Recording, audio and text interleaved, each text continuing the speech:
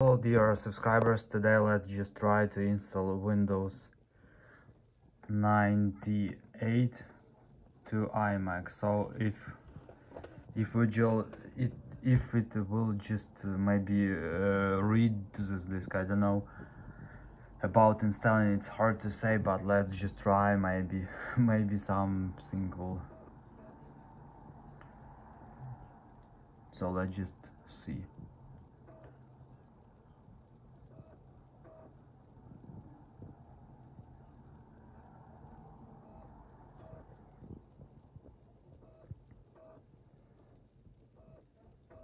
So please write in the comments what you think, if it will run it or not.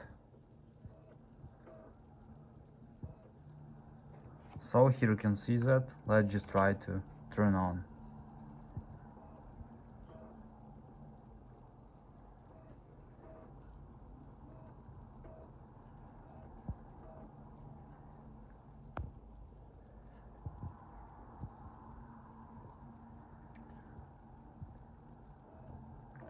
So what do you think?